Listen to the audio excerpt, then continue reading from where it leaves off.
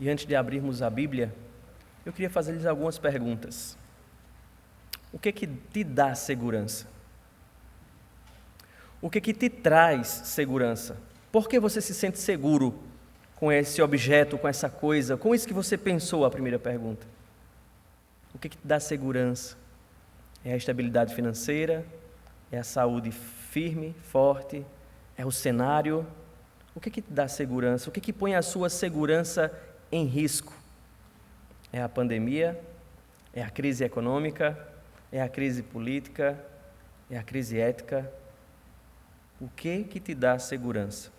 Eu queria nessa tarde refletir a respeito da palavra de Deus e eu queria ler o que escreveu Judas na sua carta, versículos 24 e 25. Judas 24 e 25.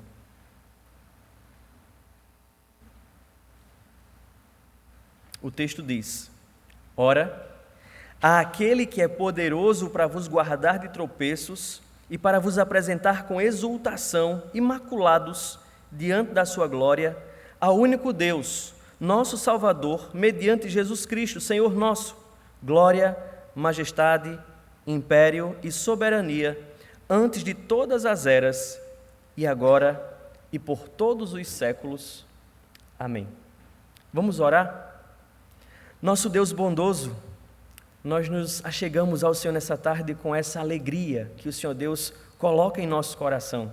A alegria de pertencermos ao Senhor, a alegria de quem tem consciência, Senhor, de quem é Deus e de quem nós somos. A alegria de quem tem consciência das promessas que nos foram firmadas por Cristo Jesus e confirmada por sinais, prodígios e muitas maravilhas. Muito obrigado, Senhor, porque consciente de tudo isso, o Senhor nos trouxe a esse lugar nessa tarde, para bendizermos ao Teu nome, para enaltecermos, ó Deus, a Tua glória com os nossos cânticos, com as nossas vidas, com as nossas ofertas. E também, Senhor, nos concede a graça de pararmos para ouvir a Tua voz. É o que nós queremos agora, Senhor, é ouvir a Tua voz, mediante a Tua palavra lida e exposta. Que o Senhor fale conosco e que o nosso coração, Senhor, fique patente diante do Senhor e disposto a ser corrigido, exortado, animado, educado, fortalecido. Ó Deus, renovado o alento para continuarmos vivendo para a glória do nome do Senhor. Fala conosco, Pai, em nome de Jesus. Amém. Amém. Queridos, Judas escreveu uma carta, uma breve carta, muito pequenininha, a gente nem divide em capítulos, e ele escreveu com um propósito muito específico. Quando nós lemos o versículo número 3 da carta de Judas, nós percebemos que ele quer encorajar a igreja a batalhar diligentemente, ou sem perder tempo, pela fé que de uma vez por todas foi entregue aos santos. E é interessante que, visto que certos indivíduos estavam se infiltrando no meio da igreja, com um propósito sorrateiro de iludir a igreja, de desanimar a igreja, de disseminar falso ensino no meio da igreja, quanto à pessoa de Cristo, quanto à maravilhosa graça de Cristo, como nos mostra o versículo 4, Judas então desafia aqueles irmãos a tomarem consciência de sua fé, a fortalecerem a sua fé. Ele encoraja esses irmãos não somente a isso, mas a lutar na segurança de que foram chamados, amados por Deus e guardados no Senhor Jesus Cristo, como nos diz o versículo 1. Judas, ele na sua carta, ele faz uma descrição pormenorizada do caráter e das ações desses falsos mestres que estavam no meio da igreja. Eles estavam, como ele usa a palavra no versículo número 5, sorrateiros, no versículo 4, de forma a se esconder, a enganar a igreja.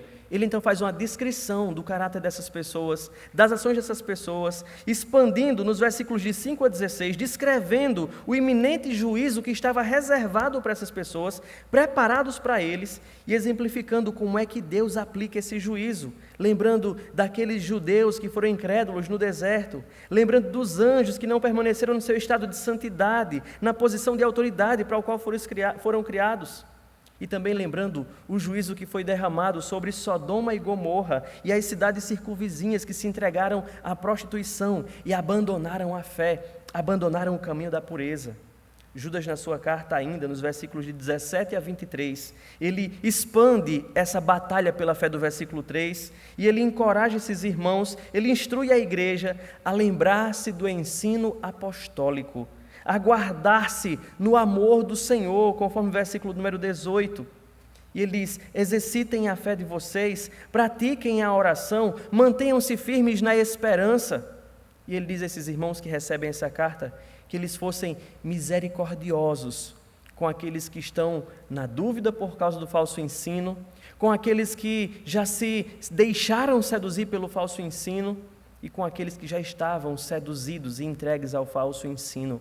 Ele lembra: sejam misericordiosos. Esse Judas que escreve essa carta não é Judas, o apóstolo que traiu Jesus. Esse nome era muito comum no período do Novo Testamento.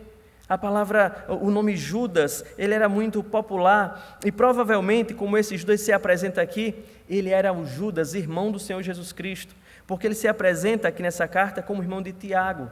Tiago, que era conhecido naquele contexto. Tiago, líder da igreja de Jerusalém, que lá em Atos capítulo 15, ele fala em nome do colegiado apostólico e ele manda resposta às igrejas. Esse Tiago que era irmão do Senhor, que não cria em Jesus enquanto em vida, em Jesus em vida, mas depois da ressurreição, eles vieram a crer no Senhor e se tornaram essas pessoas destacadas. Judas escreve com um propósito, e os versículos que nós lemos aqui, nós estamos diante deles, é a doxologia final. A doxologia, o que é uma doxologia? Uma palavra às vezes até difícil. Doxologias são manifestações de gratidão, de adoração, de louvor à glória de Deus, em quem algumas de suas virtudes, quando manifestas, elas são declaradas em louvor ao Senhor.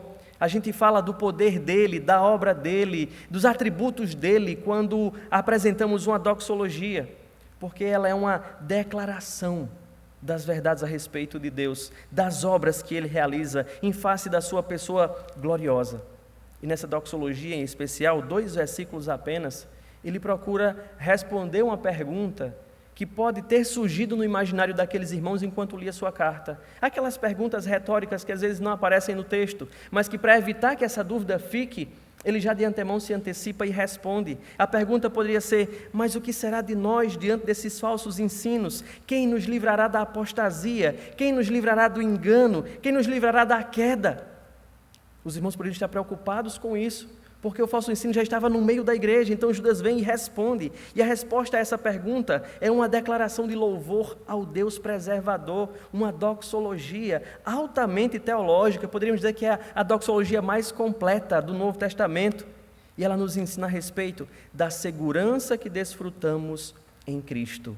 Eu vou repetir as palavras de Judas na sua doxologia. Ele diz: ora, àquele que é poderoso para vos guardar de tropeços e para vos apresentar com exultação, imaculados diante da sua glória, ao único Deus, nosso Salvador, mediante Jesus Cristo, Senhor nosso, glória, majestade, império, soberania, antes de todas as eras, e agora e por todos os séculos. Amém. Se havia dúvida no coração ou na mente daqueles irmãos quanto a quem os protegeria, as palavras de louvor de Judas sanou essa dúvida. E ele colocou diante deles a imagem de um Deus. Ele colocou diante deles a imagem de Cristo, esse Deus preservador, protetor, cuidadoso, que estava zelando por sua igreja. Diante dessas informações, eu queria convidar vocês para fixar os nossos olhos nesse texto e pensarmos sobre o seguinte tema: a plena segurança em Cristo. Por quê? Podemos ter plena segurança em Cristo? O que nos leva a uma certeza, mesmo diante de tempos calamitosos, difíceis, diante da instabilidade econômica, da insegurança que vivemos, diante da instabilidade política, diante da crise moral que vive? Por que devemos ter plena segurança em Cristo? As palavras de louvor de Judas nos respondem a essa pergunta, nos dando em 3 partes essa resposta. E eu queria convidar você a voltar os seus olhos para o texto e atentar para isso e dizer ao seu coração, diante dessas verdades apresentadas por Judas, ou dessa única verdade, que você pode sim ter segurança, não se deixar abalar, não se deixar amedrontar, não se deixar sucumbir diante de todas as expectativas que o mundo e as pessoas que não confiam em Deus nutrem. Em primeiro lugar, por que nós podemos ter plena segurança em Cristo, em Deus? O versículo de número 24 diz: ora, àquele que é poderoso para vos guardar de tropeços. Essa é a primeira afirmação de louvor. Ele está direcionando as suas palavras a um Deus específico. Ele diz, aquele que é poderoso para nos guardar de tropeços. Eis o primeiro tópico que Judas levanta, que nos responde à pergunta, por que podemos ter plena segurança em Cristo? Depois de conclamar a igreja a batalhar pela fé, a combater toda a ação de ensinos falsos e falsos mestres que eram sorrateiros, enganosos, escorregadios. Judas vem lembrar aqueles irmãos que, no exercício da piedade, vivendo a fé que Deus havia dado a cada um deles, Cristo os guardaria de tropeços. Ele já tinha lembrado isso no capítulo 1, no versículo 1.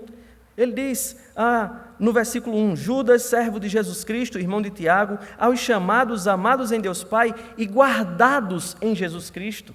Ele vem agora e ensina pormenorizadamente o que é esse guardar. Ele é poderoso para vos guardar de tropeços. Ele é poderoso, como diz a Nova Versão Internacional, ele é poderoso para impedi-los de cair. É a expressão que Judas usa aqui em grego. O sentido da palavra guardar tem a ideia de olhar atento. Aquele que olha atentamente para vocês. Aquele que está em guarda, que está em serviço por vocês. Aquele que vai implicar que ele preserva vocês em obediência.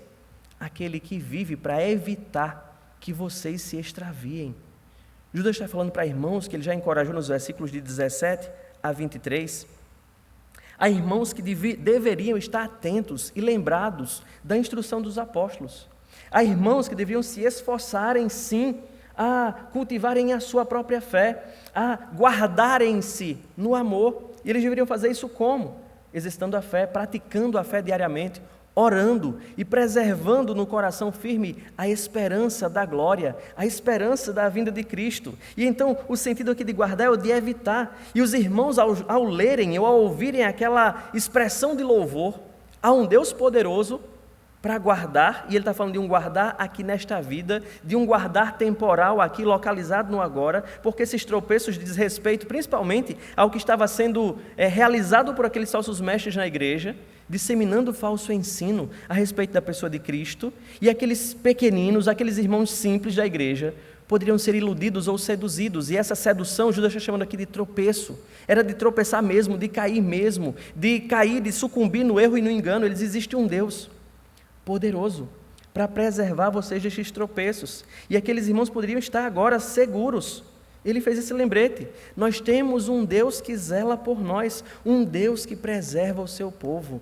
E a gente pode ficar pensando, muitas vezes, e muitas pessoas têm dificuldade com essa doutrina, a doutrina da perseverança dos santos, daqueles que foram salvos, eles serão conservados por Deus até o final, mas nós não podemos ter dúvida no nosso coração quanto a isso, porque o nosso Deus é poderoso para fazer infinitamente mais. E eu queria convidar você para olhar para a Escritura, ou lembrar-se de histórias de um Deus que preserva o seu povo. O que Judas está falando aqui, ele tem amparo em todo o ensino escriturístico. Basta você olhar para o livro de Gênesis, por exemplo, a história de José.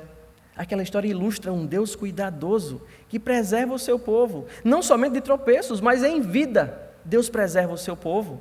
Nós vemos um Deus que usa todos os acontecimentos trágicos da vida de um homem para preservar uma nação, para preservar o seu povo, que ele havia escolhido antes da fundação do mundo. Mas se isso for pouco para você, eu queria convidar você para olhar para a peregrinação do povo durante o deserto. Um povo que teve um coração endurecido, que caiu em perverso coração de incredulidade, diz o autor aos Hebreus, no capítulo 3 da carta aos Hebreus. Um povo que viu muitos sinais e mesmo assim manteve-se um coração empedernido. Mas quando lemos aquela história, Deus preservou o seu povo. E daquela geração que saiu do Egito, Josué e Calebe foram preservados, crentes, confiando nas promessas de Deus, vendo os sinais e as intervenções salvíficas de Deus na história do seu povo. Mas você acha pouco? Eu queria convidar você ainda a folhear um pouco mais a sua Bíblia e ler a história de Elias, lá no capítulo 19 do livro dos Reis. Quando toda uma geração estava sendo corrompida pela idolatria e adoração a deuses falsos, Elias pensou que estava sozinho no meio daquela nação, sendo perseguido por um rei corrupto e uma rainha idólatra. E ele se tranca numa caverna, entristecido, amargurado, alguns até dizem depressivo, se questionando, cadê Deus? Cadê o povo de Deus? Todos se corromperam. E Deus vem até Elias e diz: eu preservei 7.000 pessoas que não dobraram os seus joelhos a Baal. Nós pertencemos a um Deus que preserva o seu povo. Nós pertencemos a um Deus que cuida do seu povo, que zela pelo seu povo, que está atento ao seu povo e que não permite que o seu povo tropece. Se for pouco, no Novo Testamento, nós vemos um diálogo lá em Lucas capítulo 22, Jesus e Pedro. E Jesus dizendo a Pedro que naquele tempo o diabo tinha reclamado a alma de Pedro, queria a alma de Pedro. Mas o que Jesus fez por Pedro? Jesus preservou a Pedro, intercedeu por Pedro. O autor aos Hebreus vai lembrar dessa segurança que a gente pode ter no Senhor, de que Ele vive para interceder por nós. Hebreus 7:25, lembra esse papel sacerdotal de Jesus, de que Ele vive para interceder, Ele vive para preservar aqueles que por meio dEle, da pessoa de Cristo, se achegam a Deus. Judas está lembrando a gente que nós podemos ter plena segurança em Cristo, porque Ele é poderoso para nos guardar de tropeços. Jesus cumpre esse papel hoje, agora, neste momento, sentado à direita de Deus fisicamente, porque Ele está fisicamente no céu, intercedendo, zelando, cuidando do seu povo. Nós temos um Deus que zela pelo seu povo, e Judas está lembrando isso, rompendo em louvor a Deus. Eu estou louvando a um Deus que é poderoso para preservar o seu povo. Eu estou louvando a um Deus que é poderoso para vos guardar de tropeços. E aí eu lembro de Jesus falando nos Evangelhos, no capítulo 24 de Mateus, quando ele está falando a respeito das tribulações. E ele diz que se aqueles dias não tivessem sido abreviados, o povo dele teria se entregado. Ele vive para preservar o seu povo, ele abrevia dias difíceis por causa do seu povo. Ele preserva a fé do seu povo, ele intervém na história para zelar pelo seu povo. Isso não quer dizer que o seu povo não venha a padecer de enfermidades, ou não venham alguns a sucumbir, mas ele está dizendo que ele está ali, cuidando deles, e que o seu povo não será extinto da face da terra, por mais amarga que seja a provação, por mais que dura seja a perseguição, o povo de Deus sofre, consciente de que pertence a um Deus zeloso e cuidadoso, e que por fim, nada do que as pessoas intentarem prevalecerá diante do propósito e do poder do Senhor. Nós podemos ter plena segurança, plena confiança em Cristo, porque Ele é poderoso para nos guardar de tropeços. Mas não somente isso, o que Judas diz a gente, que podemos ter plena segurança em Deus, na sua doxologia. Além disso, ele diz mais no versículo 24, Ele é poderoso para vos guardar de tropeços e para vos apresentar com exultação, imaculados diante da sua glória.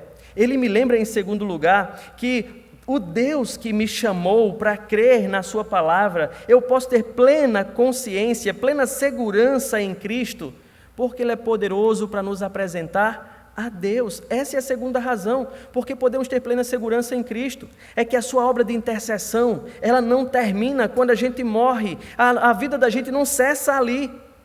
Ele vive cuidando de nós a respeito também da eternidade.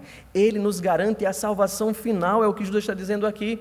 E por mais que alguns venham a sucumbir no meio das provas, por mais que alguns por algum tempo possam até se iludir com o falso ensino, o Senhor é quem preserva vocês imaculados para apresentar vocês a Deus. E Ele está fazendo uma referência, sim, àquele grande dia, quando estaremos frente a frente, face a face com o nosso Deus. E Cristo, por sua obra, apresentando uma igreja santa, imaculada, expurgada, santificada pela obra que Ele realizou. E aí, a nossa fé aqui é afirmada. A grande doutrina, aquele grande cavalo de batalha entre muitos evangélicos, a doutrina da perseverança dos santos, a doutrina daqueles que, uma vez salvos, serão salvos para sempre, não por causa deles mesmos, mas por causa de um Deus que preserva o seu povo. Aqui nos é afirmada a doutrina da perseverança dos crentes, da preservação da fé daqueles que foram eleitos por Deus. E essa doutrina ensina que aqueles que foram regenerados, aqueles que foram chamados eficazmente pela graça salvífica de Deus, aqueles que responderam à pregação do Evangelho com fé e obediência, e indicaram ou dirigiram suas vidas para obedecer a Cristo, Judas está dizendo, descansem, porque o Senhor é quem preserva a fé de vocês. É o Senhor quem apresentará vocês imaculados diante da glória dEle mesmo. Eles não podem cair totalmente da graça de Deus, eles não podem cair definitivamente do estado em que estão, preservados em Cristo. Eles estão sim guardados em Cristo até o fim. E no final eles serão salvos para toda a eternidade e por toda a eternidade. Nós temos essa confiança, porque é Deus quem assegura na sua palavra. E Ele é poderoso para fazer isso.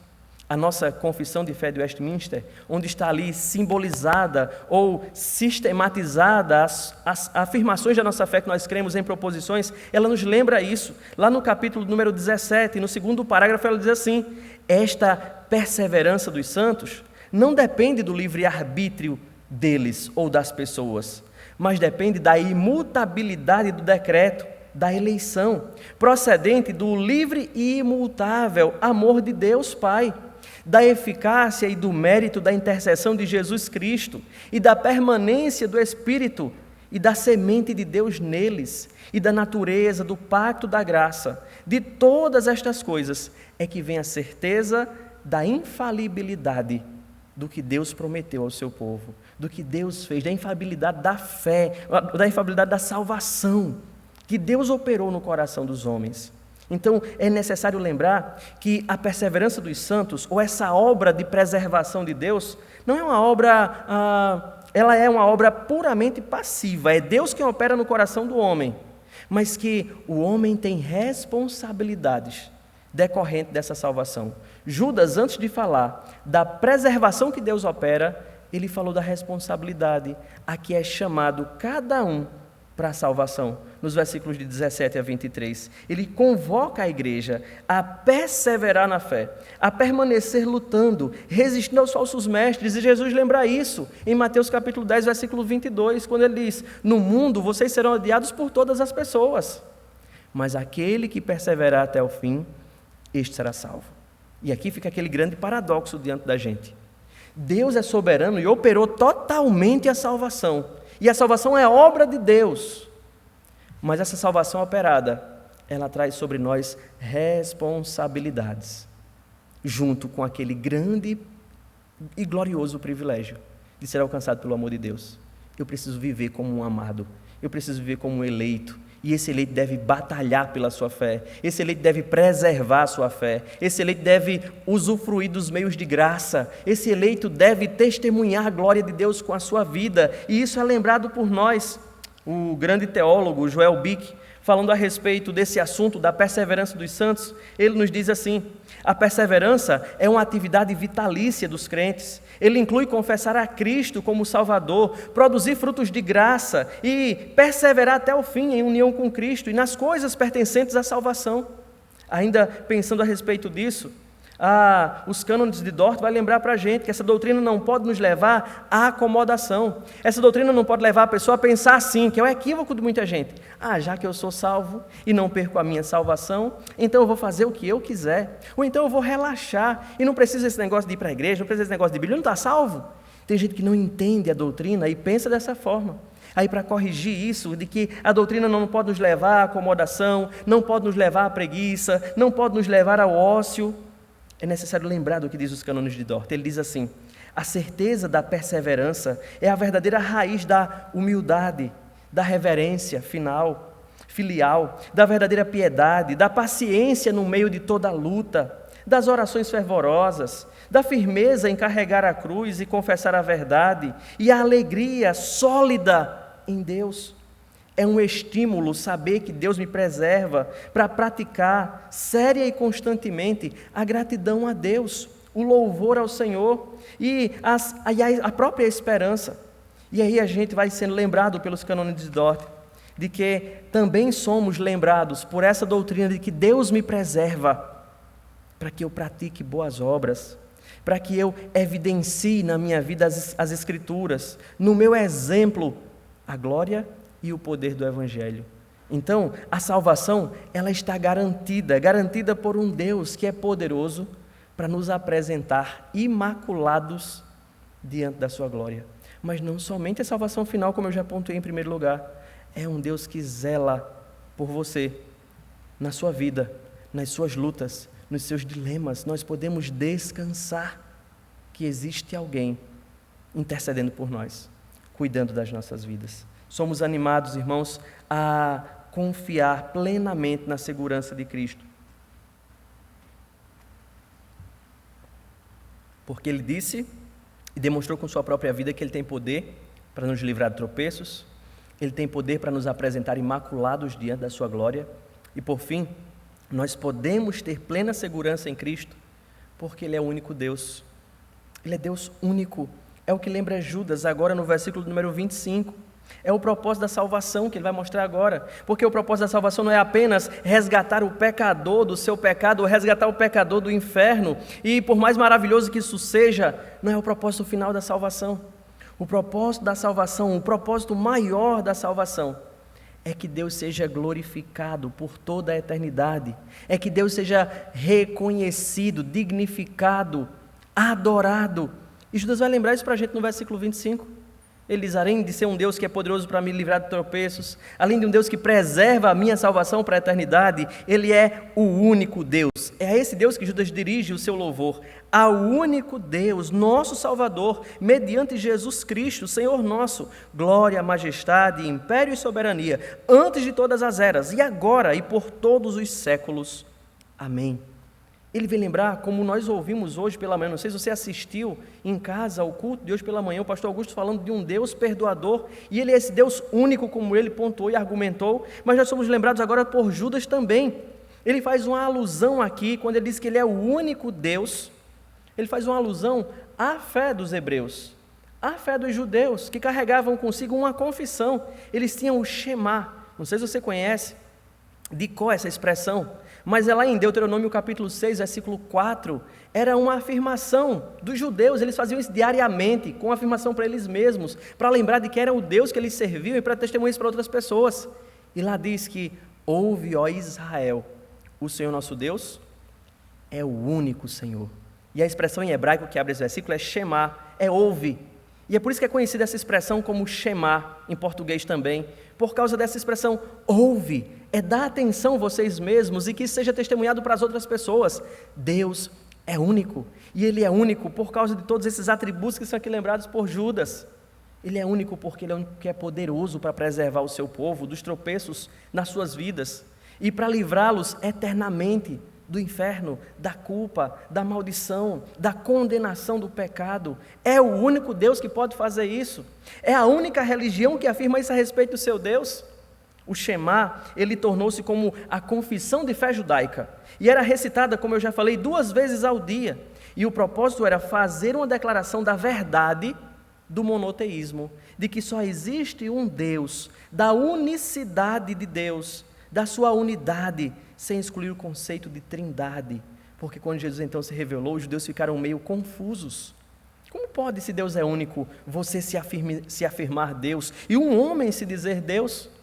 Mas aqueles que tiveram suas mentes esclarecidas pelo Espírito compreendem que desde toda a eternidade, Deus é um Deus só, que subsiste em 3 pessoas, Pai, Filho e Espírito Santo. E Ele não foi em um momento Deus, posteriormente Filho, depois Espírito. Ele foi todo o tempo, desde a eternidade, Pai, Filho e Espírito Santo. Um único Deus que subsiste, ou as 3 pessoas existem uma diante da outra, como Pai, Filho e Espírito Santo, distintos apenas nessas pessoas, mas iguais em ser, em essência e em poder. Não existe um superior ao outro, mas eles trazem consigo esse poder glorioso, criador, e estavam juntos criando o mundo, estavam juntos redimindo o homem, estão juntos preservando a igreja e conduzindo a história para um fim glorioso, para a sua própria glória. Essa unicidade afirmada aqui por Judas diz respeito a essa singularidade de Deus. Ele é único, sem par. Ele é um, não há nenhum outro como Ele. Todos os outros deuses têm a sua existência por causa dEle ou nele. Todos os outros seres, quero dizer, dependem de Deus para ter a sua existência. A unicidade de Deus singulariza a fé revelada. Nenhuma outra religião afirma categoricamente a unidade, a unicidade do seu Deus. Todas as outras religiões permitem que outras religiões existam e que outros deuses subsistam. Mas Deus, o Deus da Bíblia, Ele afirma: eu sou. Eu sou. E o seu povo reconhece Ele é o único Deus. Por isso que nós podemos ter segurança da nossa salvação. E o propósito de Judas é que a salvação possa encher o coração dessas pessoas de apego à palavra, de apego a esse Deus, de alegria em louvar esse Deus. E é por isso que ele termina com essas expressões de louvor, reconhecendo de Deus a salvação, o nosso Salvador, e que essa salvação foi operada por meio de Cristo na sua vida, na sua morte, na sua ressurreição. Por isso ele é o Senhor sobre nós, a quem devotamos as nossas vidas, e então ele prorrompe em adoração, dizendo glória, reconhecendo assim o peso, reconhecendo a dignidade da pessoa de Deus, reconhecendo a glória que pertence ao seu nome, mas ele diz majestade também, se referindo à magnificência do nome do Senhor, se referindo à grandeza ou ao lugar que Deus ocupa, de majestade, de governo, império, se referindo à soberania, ao domínio de Deus. Judas lembra aos seus leitores que estavam sendo convocados a batalhar pela fé, que eles podiam batalhar seguros, porque existe um Deus preservando as suas almas, existe um Deus guardando a sua fé. E nós somos aqui nessa tarde lembrados dessa gloriosa verdade. E essa gloriosa verdade deve trazer empolgação para o nosso coração, deve trazer alegria para a nossa alma, independente da circunstância que estejamos vivendo, como o povo de Deus provou isso, como Elias depois foi encorajado a se alegrar no Senhor, ao saber que existe um Deus que preserva o seu povo. Diante dessa doxologia, ou dessas afirmações de louvor, eu queria trazer aqui alguns desafios para nós, como povo de Deus, vivendo tempos difíceis, tempos de desesperança, de insegurança, de instabilidade, de dúvida. O alerta aqui, o desafio aqui é: cuidemos do nosso coração, cuidemos de nós mesmos, da nossa fé, para que não sejamos iludidos. Iludidos pelo quê? Pelas falsas promessas humanas de segurança. Nós precisamos ter cuidado para saber o que é que nos dá segurança, porque muitas vezes, mesmo ocupando as cadeiras da igreja semana após semana, lendo a Bíblia diariamente, nós deixamos o nosso coração se iludir com as promessas humanas de segurança. E quando tiramos o extrato da nossa conta bancária, nos sentimos seguros. Quando fazemos o nosso check-up, nos sentimos seguros. Quando olhamos para o cenário ou para o progresso do nosso trabalho, do nosso empreendimento, nos sentimos seguros. E quando todas essas coisas são atingidas ou alcançadas, aí revela-se o que de fato, ou onde de fato nosso coração está buscando segurança. Por isso, o meu alerta aqui para nós nesta tarde, diante dessas palavras de Judas, é: cuidemos do nosso coração, porque saúde, dinheiro, políticas, rituais religiosos, obediência, não dá segurança como o Deus poderoso provê segurança. Nem a nossa obediência é por causa da fé, porque tem muita gente confiando em si mesmo. E quando você pergunta se você tem certeza de sua salvação, ele diz assim: se eu permanecer obedecendo. São pessoas que estão olhando para a sua obediência, ou que quando dobra seus joelhos em oração diante do Senhor, muitas vezes não consegue orar porque tem consciência do pecado cometido. E aí eu pergunto: onde é que está a sua segurança? Em que você tem confiado para a eternidade? O que abala essa sua confiança? E eu quero lembrar que Cristo realizou uma obra perfeita para nos habilitar para a eternidade. A obra que Cristo realizou perdoou os nossos pecados passados, os nossos pecados presentes e os nossos pecados futuros. Ele perdoou todos os nossos pecados, carregando sobre Ele mesmo e levando sobre Ele mesmo na cruz. Por isso eu digo: cuide do seu coração. Aquele provérbio lá de acima de tudo se deve guardar, guarda o teu coração, deve ser algo que você deve ter sempre diante dos seus olhos, e fazer isso com crítica quanto a você mesmo, mas uma crítica orientada pela palavra de Deus, para você também não se culpar, porque Cristo fez uma obra perfeita, mas também para você não ser um libertino consigo mesmo, porque a salvação exige de você um padrão de vida. Deus lhe chamou para viver como eleito, como sal, como luz. Mas eu também queria lembrar aqui de um outro desafio para mim e para você nessa tarde. Nós precisamos atracar o nosso coração ao porto seguro dessa verdade e poder ter plena segurança em Cristo e fazer a nossa alma repousar nisso e parar daqueles esforços humanos de querer demonstrar, de querer ter salvação, de querer por você mesmo demonstrar essa segurança, ou de você mesmo produzir essa segurança. Nós precisamos entender que Cristo fez algo e que eu preciso estar protegido debaixo desse algo que Ele fez, que eu preciso me prender ao que Ele fez, confiar no que Ele fez, meditar no que Ele fez, me deleitar no que Ele fez e desfrutar, porque muitas vezes falta isso. A gente sabe todas as verdades, a gente conhece todas as doutrinas, a gente sabe explanar para as outras pessoas essas doutrinas, mas muitas vezes não desfrutamos desses ensinos, quando não dispomos a nossa alma ao descanso, quando não nos refugiamos nesse abrigo perene e verdadeiro. Por isso eu queria desafiar você a estar seguro em Cristo. E seguro em Cristo, fazer algo maravilhoso. Descansar. É o grande desafio das nossas almas. Porque nós vivemos correndo, lutando, brigando conosco, com o nosso homem interior, em busca dessa segurança, produzir essa segurança. E o lembrete é: descansem em quem fez algo por você.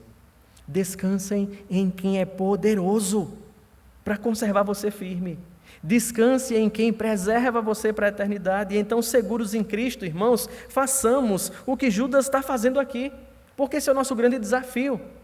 Nos render ao nosso Salvador em adoração, em louvor, em alegria, independente das circunstâncias, dos ambientes, das adversidades que nos alcancem. Já está lembrando isso, encerrando uma carta que é um convite à guerra, um convite à batalha, com uma expressão de louvor, de entrega e de consagração a Deus. O que pode te dar maior segurança do que isso? Muros altos? Cercas elétricas? Plano de saúde? Conta bancária? Algo se compara ao que aqui é exposto por Judas? Não. Somente a pessoa e a obra de Cristo é que pode dar ao homem segurança plena, alegria plena. Então nos rendamos em louvor a Cristo.